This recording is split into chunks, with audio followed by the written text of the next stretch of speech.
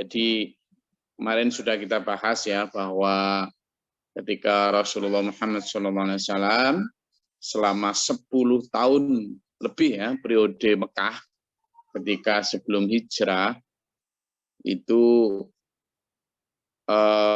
sebagian besar arah kiblatnya itu ke arah mana? Masjidil Aqsa, ya, Masjidil Aqsa. Jadi itu perlu kita ketahui pelajaran tentang itu ya, tentang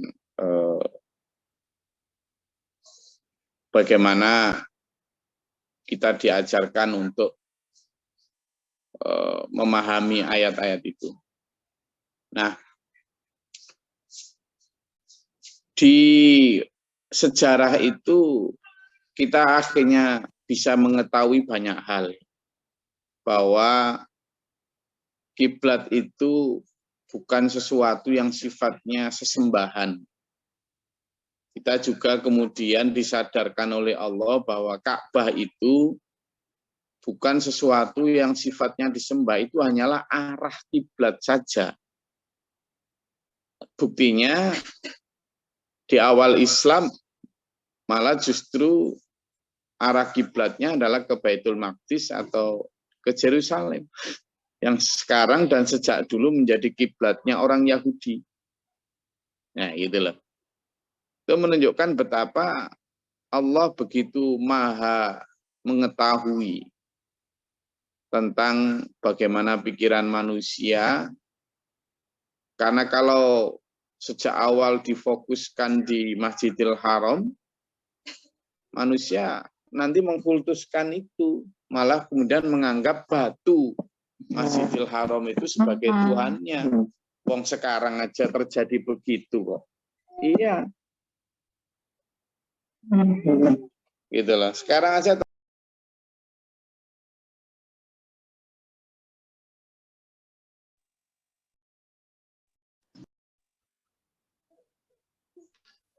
aja terjadi begitu.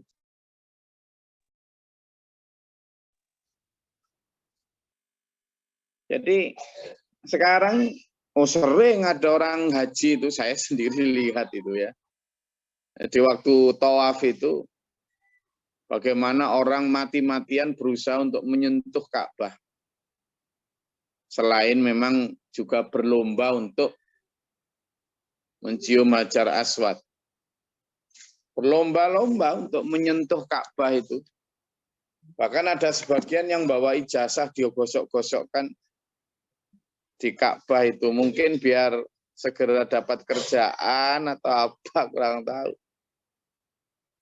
Biasanya orang Indonesia gitu. Lah iya toh. Itu.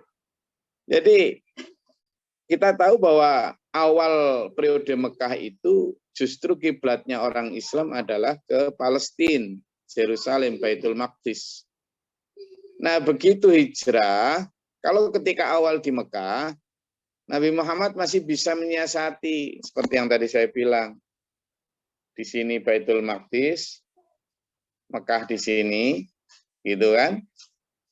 Maka Rasulullah sholat di sebelah sininya, sehingga tetap bisa menghadap ke Baitul Muharram juga, atau Ka'bah juga bisa menghadap sesuai perintah ke Baitul Maqdis. Gini, gitu kan? Tetapi ketika hijrah ke Madinah, posisi Madinah di sini, posisi Baitul Maqdis di sini, sehingga membelakangi Baitul Mukarram atau Ka'bah. Sehingga ketika sholat ini Rasulullah sulit sekali. Ketika sholat sulit sekali. Nah, sholatnya menghadap ke sini. Tetapi setiap kali itu Rasulullah selalu menengadahkan tangan ke atas, menengadahkan wajah tangan ke atas. Apa? Asbabun nuzul dari ayat ini adalah Rasulullah berdoa terus kepada Allah. Agar apa? Agar kiblat dikembalikan ke Baitul. Nah, disitulah letak bagaimana betapa Rasulullah itu meskipun hatinya berbeda dengan perintah Allah, tetapi taat tunduk patuh. Ya, taat tunduk patuh. Tidak kok kemudian memperturutkan kata hati.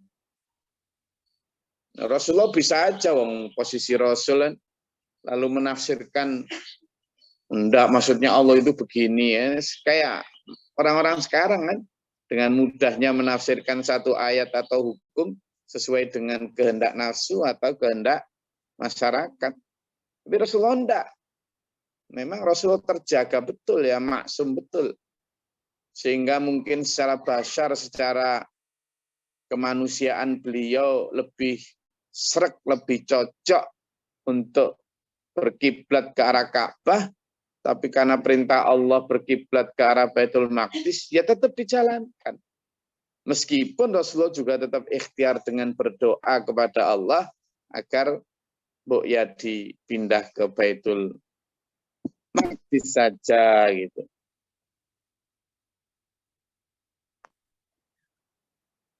Itu. Nah, ketika berdoa itu selama hampir 16 bulan sampai 18 bulan. Selama hampir 16 sampai 18 bulan itu berjalan, betapa ujian ketahanan itu muncul itu di sana ya. Maka Allah kemudian mengabulkan doa itu di suatu sore, ada yang mengatakan siang, ada yang sore. Itu Rasulullah sedang mengunjungi salah satu suku di Madinah sana, di Bani, salah satu daerah ya, kecamatan lah. Nah, di sana ada yang mengatakan rumah seseorang, ada yang mengatakan masjid kecil gitu, ada yang mengatakan rumah seseorang ya. Di sana waktu itu Rasulullah sholat. Ada yang menyatakan sholat asar, ada yang menyatakan sholat zuhur. Nah, pada saat sholat itu, Rasulullah seperti biasa menengadahkan muka ke atas untuk berdoa kepada Allah agar diubah. Lalu saat itu dikabulkan. Tetapi ini juga nanti bentuk ketaatannya ya. Dikabulkannya itu pada saat itu Rasulullah sedang sholat, dapat 2 rakaat. Kita tahu zuhur atau asar itu kan 4 rakaat. Nah, pada saat tahiyat itu, tahiyat pertama itu atau rakaat kedua itu, Rasul dapat perintah untuk ini. Falunu waliyannaka qiblatan tardaha. Fawalli wajhaka syatral masjidil haram. Wa haitsu ma kuntum fawallu wujuhakum syatrahu. Wes sekarang palingkanlah, tak pindahkan arah kiblatmu kepada yang kamu sukai. Loh, lah kan itu di tengah, misalnya di sini nih. Misalnya di sini, ini Baitul Maqdis, ini Madinah, ini Masjidil Haram. Beliau di tengah sini. Waktu itu menghadap sini nih. Menghadap apa? Baitul Maqdis. Terus ada perintah di tengah sholat untuk pindah kiblat. Ya pada saat sholat 2 rakaat itu tadi masih ada Baitul Maqdis. Begitu rakaat kedua, Rasulullah langsung berubah kiblat tuh ke arah Baitul. Coba saya mau sebelum saya bahas tentang bagaimana teknisnya ya, perpindahan kiblat tadi. Saya mau tanya nih sama sampean nih. Kalau seandainya sampean itu jadi sahabat Nabi saat itu, kira-kira ngerundel penuh pertanyaan, ngomel apa enggak? Wes jujur aja dek, ojo gaya iman. Ayo wes, ayo. Pada saat sholat, kemarin sudah pengen Masjidil Haram, tapi diajak ke Baitul Maqdis. Itu aja sudah rasanya grundel, ya toh? Grundel. Oh, ini Masjidil Haram diganti Masjidil Aqsa. Wes, apalagi cangkeme Yahudi kan, loh kan? Bener aku, apa gue bilang? Kan gitu. Dan orang-orang Muslim juga sangat tersiksa dengan seolah-olah menangnya orang Yahudi, dimenangkan ya, seolah-olah kita sebagai umat Islam mengikuti kiblatnya dia. Nah itu kan dinyinyirin, denye kayak gitu kan yang nggak enak selama 18 bulan. Tapi taat gitu kan, taat pun itu. Kucu-kucu ketika sudah terbiasa ke Baitul Maqdis, di tengah-tengah sekarang pas sholat lagi pindah ke Baitul Mukarram lagi. Coba, sampean kira-kira ada nggak kira-kira waktu itu jadi santrinya Nabi Muhammad gitu, lalu gimana atau kalau sekarang Pak Yai gitu ya, atau Gus gitu ya, gimana Gus Glory ini sakar PD, kira-kira gitu nggak? Ayo, wes, gaya-gaya saya tanya ini, kira-kira ada nggak hati gitu? Selain Pak Majukan yang jawab, kira-kira yang lain ada nggak? Sementara agak bingung. Ayo, ada nggak? Mesti ada toh. Ayo, siapa? Coba saya mau tanya dulur-dulur. Ayo, coba. Kira-kira sampean menjadi apa? Makmum imamnya Nabi. Saat itu kan Nabi Muhammad ya dalam kelihatan lahir kan ya kayak manusia biasa gini toh. Enggak kok seperti kita sekarang membayangkan beliau. Saat itu ya Nabi Muhammad SAW itu ya seperti manusia biasa tampaknya gini. Makanya Rasulullah dalam surat Al-Kahfi itu ana basyarum mitslukum gitu. Aku ini manusia biasa seperti kalian. Karena memang pada tampak lahirnya itu Rasulullah ya seperti biasa. Lah orang beriman yang melihat beliau itu penuh kemuliaan. Itu pun enggak kok kelihatan kemudian wajahnya kayak ada senternya, enggak gitu.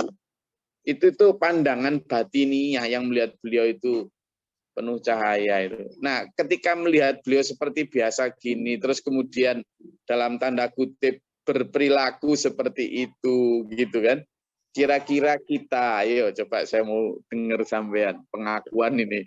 Sampean jadi makmumnya, sampean jadi santrinya, sampean jadi jamaahnya atau pengikutnya. Kira-kira dengan keadaan seperti itu, sampean seperti apa? Coba ayo ngomong. Piye karepe Nabi? Apalagi, ayo.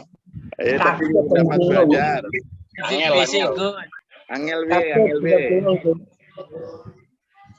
B. Mungkin itu enggak ngomong-ngomong. Gak ngomong-ngomong. Gitu Pak Mukhlisin ya. Untuk tengah-tengah ngure. Terus apa lagi ayo? Ya sekarang kan kondisi begitu kok. Loh, kok gak sesuai? Nah, kok gak sesuai? Nah, apalagi? Ayo. Sekarang A besok B. Gimana Pak Baru? Pak Saiful? Kemarin A kok sekarang B.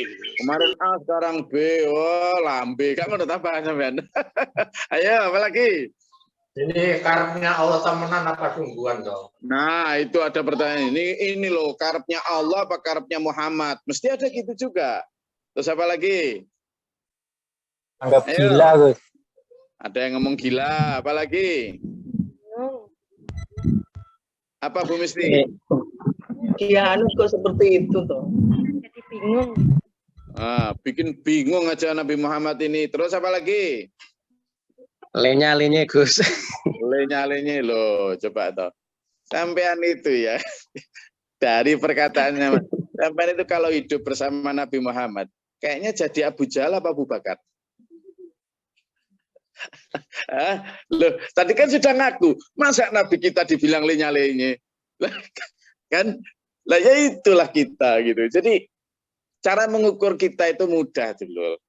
Cara mengukur kita itu keimanan kita itu begitu. Betapa zaman itu ya para sahabat dan pengikut Nabi itu teruji betul kesami'na wa ata'naannya itu, keimanannya. Akhirnya apa? Saat itu begitu ya, ini Rasulullah kan di sini ya, di sebelah sini gitu ya. Ini Madinah, ini Baitul Maqdis, ini Baitul Mukarram atau Ka'bah. Waktu itu menghadap sini, otomatis kan Rasulullah di sini, lalu makmum di sini toh. Iya kan? Iya kan? Maka kemudian di rakaat kedua, ketika kemudian balik begini, lah ya makmum ini kan dulu ya opo iki, kan menghadap aku di opo iki. Kan akhirnya otomatis kemudian pindah tuh. Pindah muter kan. Bayangkan. Ya opo, kepo, kepriben lah kayak kui kan kalau kita orang Banjarnegara itu ya. Nah, disitulah kemudian keimanannya itu ketika sudah idza qadallahu wa rasuluhu amron ayyakuna lahumul khiyaratu min amrihim. Ketika Allah dan Rasulnya sudah menyatakan satu keputusan tentang persoalan, maka wa makana lil mu'minin wal mu'minatin, tidak ada buat orang beriman laki-laki maupun itu al khiyarah atau pilihan, kecuali apa? Sami'na wa ata'na. Wes, tanpa kecuali. Lah kita dulur di zaman ini boro-boro seperti itu. Ya kan? Nah, ini yang ayo kita tes selalu kadar keimanan kita dengan melihat hal-hal semacam ini. Maka saat itu langsung aja pindah. Nah, di tempat itulah yang kemudian sekarang kalau sampean ke Madinah ada masjid namanya Masjid Qiblatain. Masjid Qiblatain. Masjid Qiblatain itu masjid yang dimaksud dua kiblat karena terjadinya turunnya perpindahan kiblat ya di situ. Itu. Jadi kalau ada dua kiblat, maksudnya apa ya? Pada saat awal itu menghadap Baitul Maqdis lalu pindah ke Baitul. Nah, ya di situ saya pernah mengunjungi masjid itu dan memang sebenarnya masjidnya biasa aja, cuma secara napak tilas sejarah disitulah Rasulullah berpindah kiblat. Wa innal ladzina utul kitaba la ya'lamuna annahul haqqu min rabbihim. Dan sungguhnya orang-orang yang diberi kitab itu sudah tahu bahwa perpindahan kiblat itu adalah hak dari Tuhan mereka. Karena mereka tahu juga bahwa sebenarnya kiblatnya tiga agama besar itu ya Ka'bah itu. Karena di sanalah Nabi Ibrahim itu diperintahkan Allah untuk membangun atau memugar Ka'bah. Wa mallahu bighafilin amma ya'malun, dan Allah tidak akan lalai terhadap apa yang mereka kerjakan. Itu ya, dulur. Nah, ada satu hal unik juga ya, kebenaran Al-Qur'an itu ya. Kebenaran Al-Qur'an itu gini. Ini juga ya kadang ya dianggap ilmu cocok logi juga boleh. Cocok logi dicocok-cocokkan, tetapi ternyata benar juga ya. Jadi antara Masjid Baitul Maqdis itu disebut cuma sekali di surat Al-Isra itu ya. Subhanalladzi asra bi 'abdil Masjidil Haram ilal Masjidil Aqsa. Nah, antara ayat tentang Masjidil Aqsa ya. Antara ayat tentang Masjidil Aqsa dengan ayat tentang Masjidil Haram itu terpaut sekitar 700 sekian ayat. 764 ayat atau berapa gitu. Jadi penyebutan Al-Qur'an tentang Masjidil Aqsa dengan Masjidil Haram itu jarak antar ayat itu sekitar 764 ayat gitu kalau nggak salah.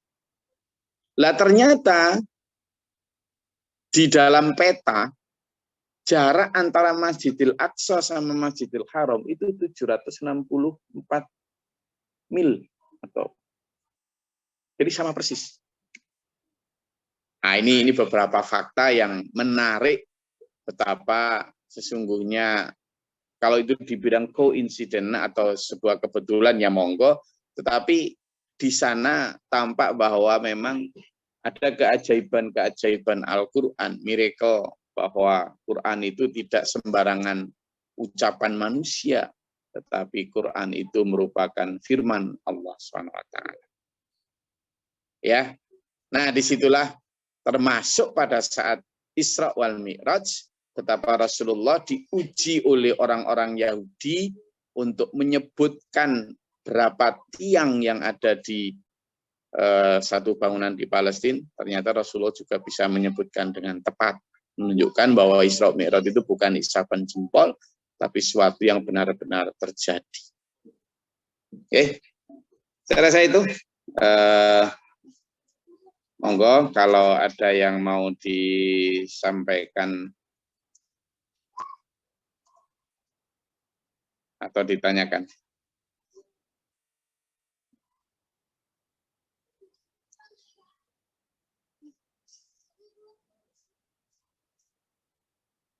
Monggo.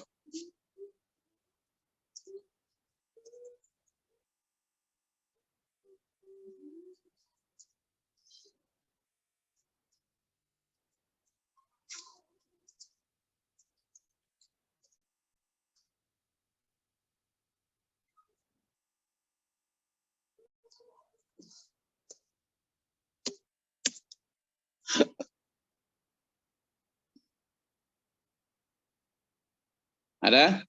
Assalamualaikum warahmatullahi wabarakatuh. Waalaikumsalam warahmatullahi wabarakatuh. Terkait tadi para jamaah Indonesia yang banyak sampai mencium, sampai naik di Ka'bah Tugu sampai nggak bisa keluar lagi, apa karena mungkin rasa rindunya gitu Gus, rindunya ke Ka'bah tempat ibadah, terus karena ya kadang seumur hidup juga tidak pernah ke sana itu Gus, apa karena gitu Gus kira-kira Gus? Terima kasih. Jadi kalau seseorang memang pernah ke sana, itu memang aura syahdu, aura kekhusyuan itu memang memancar ya, sehingga ketika kita di sana sampean bahkan sholat tahajud itu biasa banget gitu kayaknya orang-orang di sana itu. Malah rebutan itu. Sholat tahajud itu berangkatnya jam 1 biasanya itu. Karena biar nanti lebih dekat ke barisan depan. Jadi coba bayangkan. Kadang malah jalan kaki berkilometer itu dari tempat penginapannya. Tapi jalan kaki ya enak aja karena di sana kan memang 24 jam ya. Jadi jalan kaki pun oke aja, enggak ada terasa capek. Kan giroh untuk ibadah itu luar biasa. Jadi itu bukan untuk sholat isya lah ya, untuk tahajud. Kalau sholat ini malah lebih ini. Tahajud itu loh, full juga di sana. Jadi memang aura itu aura luar biasa. Dan jangankan kalau di rumah jam 1 berangkat untuk tahajud. Jam 3, jam 4 aja, sebentar lagi. Alarm aja digeprok biar mati. Ya kan? Nah, kadang memang itu ada aura itu. Tetapi begini, Bang. Sekuat-kuatnya aura itu pun kita harus batasi pikiran kita, keimanan kita bahwa kita tidak sedang fokus pada batu yang ada di Ka'bah. Jangan loh ya, enggak boleh. Jadi kita itu hanya menjadikan itu sebagai lagi-lagi arah kiblat tadi seperti yang disampaikan dalam surat yang kita baca tadi. Jadi agar tidak sama dengan orang-orang musyrik zaman itu. Orang-orang musyrik zaman itu fokusnya di situ, di batu itu, sehingga ketika batu itu kurang fokus, bikin lagi batu berupa patung-patung itu, Al-Lata, Al-Uzza, dan seterusnya itu.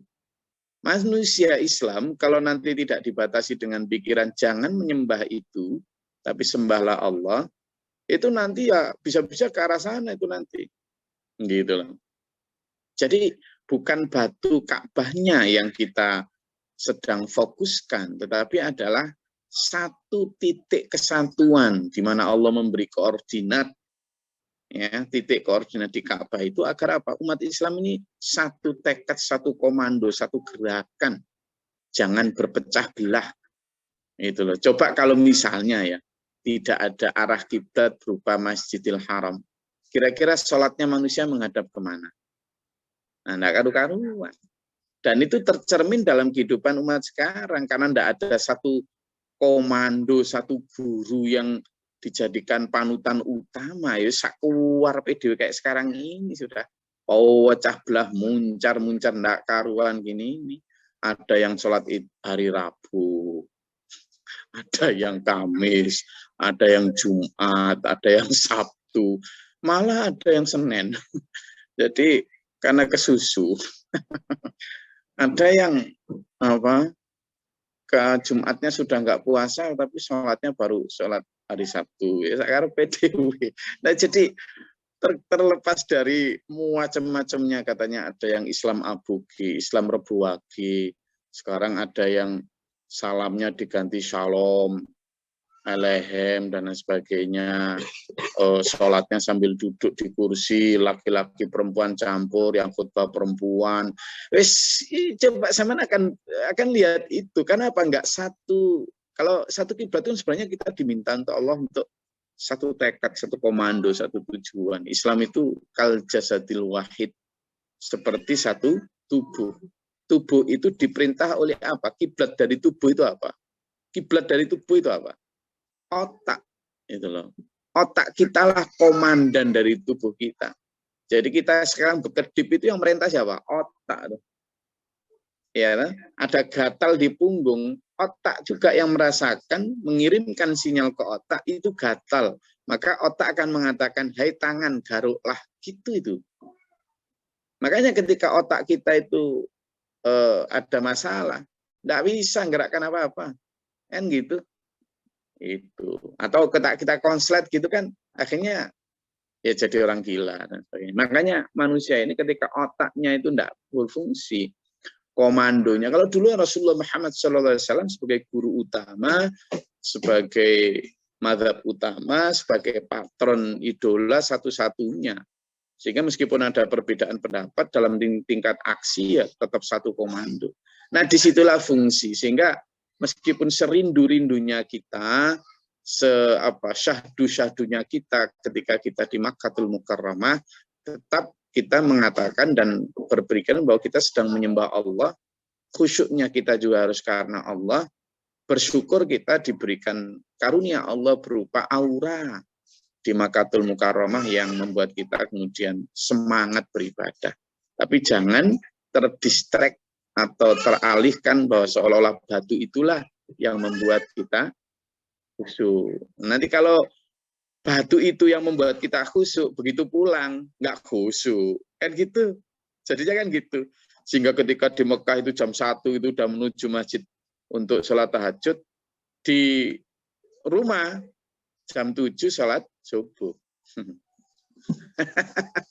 Nah itu karena makanya, ayo saya selalu bilang, misalnya kayak Ramadan itu, Ramadan kita diberikan Allah energi luar biasa untuk tarawih, untuk apa segala macam. Bawa energi Ramadan ini sampai ke Syawal, sampai ke bulan-bulan selanjutnya. Bawa. Demikian pula ketika sampean pernah umroh atau haji, maka bawa energi kesyahduan itu ke rumah. Jangan ditinggal di sana. Gitu loh. Itu fungsinya haji itu sebenarnya. Ziarah, napak tilas, membawa aura itu pulang. Tapi kalau nggak kayak gitu, mau haji 10 kali pun ya di rumah ya podo wae.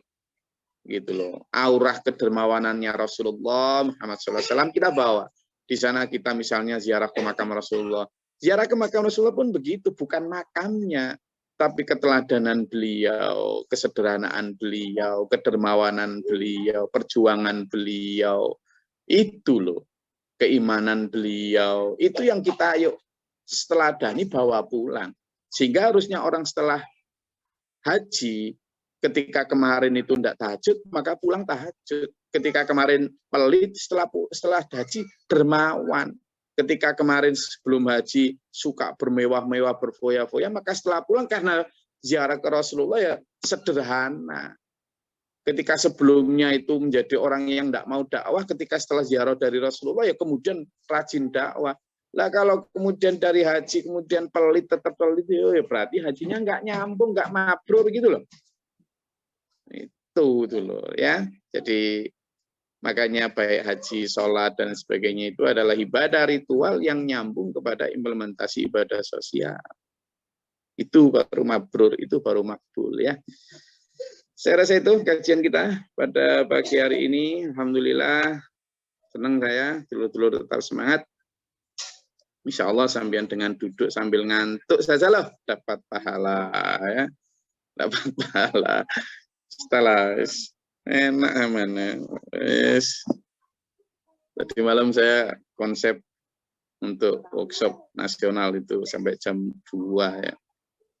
Alhamdulillah sekarang masih diberi Allah kuat melek, tapi nggak tahu setelah ini ambruk enggak ini. Yang ambruk-ambruk yang penting pada saat tahajud ini, pada saat iya, enggak ngantuk nggak apa-apa, asal nggak ngileri mushafnya aja lah. Boten lek ngantuk Gus, semangat kok. Iya, tapi yang ngantuk pun enggak apa-apa gitu loh Bu Anjar, enggak apa-apa. Maksudnya kita maklumi apalagi yang sudah tua-tua gitu kan. Yang sudah lansia kan banyak ini. Yang Ini lansia. Kalau juga lansia gitu saya maklumi lah ngantuk atau sambil senden, sambil leye-leye. Lah sing enom-enom iki lho yang masih umur 40 ke bawah, 30 ke bawah lah ngantuk. Ya. Ini mulai peserta pengajian ini ada tadi 154 kamera tadi itu kan mulai dari orang yang ada di pegunungan sana yang dinginnya setengah mati sampai yang daerah pesisir panasnya setengah mati tuh. Ini kayak sedang di Denpasar ini sedang panas Pak Mukhlis. Jadi orang ngalem pun buka baju itu karena saking panasnya ini. Tapi mungkin di beberapa daerah sedang dingin banget. Apapun cuaca yang diberikan Allah, jangan ngersulo, jangan ngeluh. Kita syukuri. Oke, alhamdulillah. Amin. Allahumma shalli wa sallim wa barik ala Allahumma fir lil mu'minin wal mu'minat wal muslimat wal Allahumma hdina fi man hadayt wa afina fi man afayt wa lana fi man tawallayt wa barik lana fi ma atayt wa qina syarra ma qadayt. Fa innaka taqdi wa la yuqda 'alaik wa antal dhillu man adal. Tabarakta rabbana wa ta'ala ta'ala alhamdulillah. Astaghfiruka wa atubu. Allahumma da'ana al-bala wal waba wa qad hastina najina syai'an syai'an. Rabbana najina wa lana Rabbana wa la taj'alna fi qadna ta'ala. Rabbana wa nafaktubna ma syahidin rabbana la tuzigh qulubana ba'da idh hadaytana wa hab lana Rabbana zalamna anfusana wa illam taghfir lana wa tarhamna lanakunanna minal khasirin. Rabbi inni zalamtu nafsi dzulman kabira wa la yaghfiru dzunuba illa anta faghfir li ma farratna. Rabbana waj'alna muslimina laka wa min dhurriyyatina ummatan muslimatan laka wa arina nasik. Allah ta'ala nabab as-sama wa rahmatika Allahumma anzil 'alaina rahmatan wa tawajjal. Wa natina fid dunya hasanah wa fil akhirati hasanah wa qina adzabannar. Rabbi fil li wa akhi wa lana jami'an.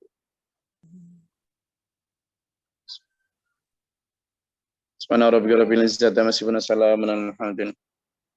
Alhamdulillahi rabbil alamin. Wassalamualaikum warahmatullahi wabarakatuh. Waalaikumsalam warahmatullahi wabarakatuh. Al-Qur'an